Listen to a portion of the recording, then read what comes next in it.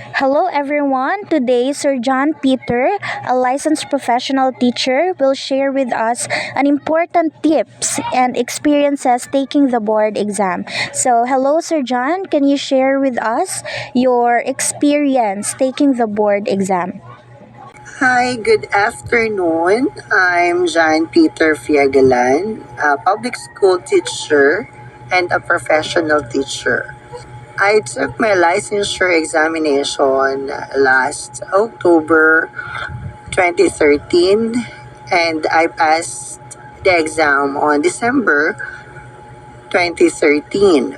My experience in licensure examination is sa totoo lang nakakakaba siya and ang daming question na hindi mo alam kung saan siya nanggaling dahil lahat ay situational na hindi mo malaman na sa bawat question ay naroon ang mga pinag-aralan mo.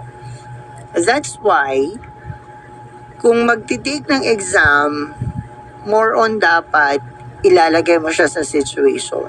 Especially the philosophies in education, mga theories in education, mga ganon. Kasi nung nag-exam ako ay mahirap, pero nalabanan ko naman. So, nung nagre-review ako, ang sabi nga nung aking professor, huwag kayo masyadong mag-cramming kapag kayo ay mag-e-exam. Huwag kayo masyadong magmamadali. Huwag niyo masyadong madaliin ang pag-e-exam. Ang gagawin ninyo, pag mag-e-exam kayo, basahin mo muna yung question number 1. Huwag ka munang pumunta dun sa kabilang page. Ngayon, kung hindi mo alam si number 1, go to number 2. Okay? Ngayon, answeran mo siya. Ngayon, kung hindi mo alam si number 2, go to number 3. Pero huwag ka agad mag-flip ng page ng booklet. Tapos, pag ikaw daw talaga wala nang masagot, then you are running out of time, use the power of C. I don't know. Pero yung power of C is effective nung ako nag-exam. Maybe effective. Hindi naman ako nag-check kaya hindi ko alam. Pero ginawa ko po yun. Yung power of C. If you don't mind Sir John, ano po yung power of C na tinutukoy niyo po? Ano yung power of C na tinatawag? Yung power of C na tinatawag ay actually ito ay sinasabi ng professor namin. Ito na yung time na wala ka ng oras para magbasa dahil 10 minutes na lang mag-e-end ng exam, tapos ang dami pang hindi nasasagutan. Kasi hindi mo siya sagutan, use the power of C. Or ang isasagot mo ay letter C. Kasi pag hindi mo siya sinagutan, hindi siya babasahin ng machine. Kaya mas okay na sagutan mo yung paper mo na ginamit mo yung power of C. Kasi nalimutan ko pero merong isang theory sa paggawa ng exam na karamihan sa mga choices, lalo na kapag 5 ang choices, yung pinakang gitna, sa gitna nila lagi nilalagay yung correct answer. Yun po pala yung power of C. Okay, gets ko na po. Sa second question naman, Sir John, what study tips help you the most in preparing for your exam? Study tip sa mga kukuha ng licensure examination, huwag mo masyadong i-pressure ang utak mo. Karamihan sa nagre-review sila hanggang alas 12, alauna, pagod ng utak nila. Ako after ko ng review center, di na ako nagbabasa sa bahay. Nagre-rest na ako, natutulog ako, then gumigising ako ng madaling araw. Saka ako nagre-review bago pumunta ng review center para fresh yung utak ko.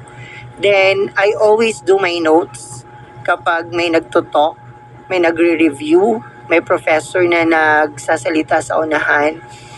I always have the note yung mga sinasabi niya, especially sa professional subjects, kasi marami sa mga sinasabi ng mga professor namin na nakita ko dun sa exam na nilagay nila into a situation. So napaka-importante ang notes and napaka-importante na after the review, i-rest mo muna yung utak mo kasi hindi nakakatulong yung masyadong napipressure yung utak natin at hindi nakakatulong yung sobrang pagod sa pagre-review. Give your time a rest. Next question po, Sir John. What advice can you give to someone who will take the board exam soon? First, kailangan mo mag-aral. Kailangan mo magbasa. You need to read and read and read. Pero hindi lang basta-basa ang gagawin mo. Kailangan mo siyang intindihin at kailangan mong isapuso ang lahat ng nabasa mo. Kasi hindi lahat ng nababasa mo ay siya mismo yung nasa exam. Kalimitan sa exam, nung nag-exam ako, ay more on situational. So, nung inaral ko yung mga philosophy ng education, inaral ko yung major ko, Filipino, at inaral ko yung mga general subjects na yan, hindi ko lang sila basta binasa, tinandaan, at minemorize. Dapat nandun yung pag-intindi. Iniintindi mo siya dapat. Hindi mo lang siya basta-basta tinatandaan. So, second, pray. Tanda ko yung sabi ng aking professor nung college, nung kami ay nagre-review for licensure examination. 50-50. 50% do your job. Mag-review ka, mag-aral ka. 50% ibigay mo sa Diyos. Kasi ay dapat malakas rin ang tiwala mo sa Kanya.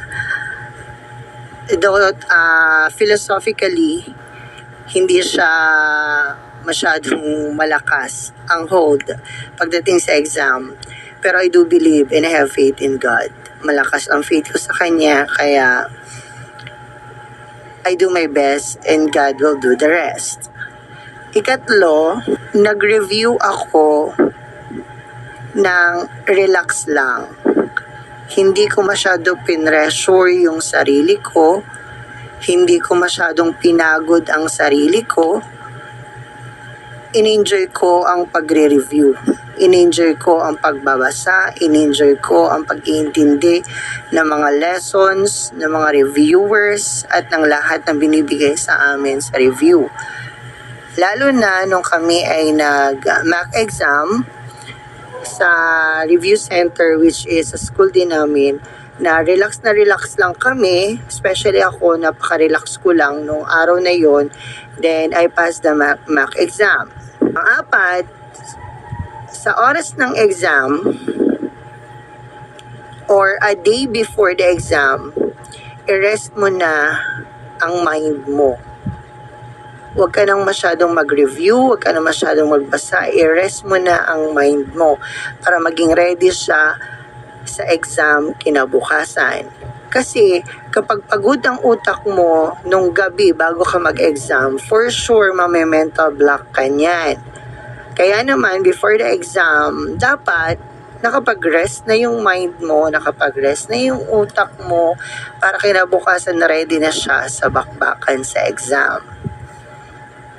And lastly, pray before your exam and pray after you took the exam.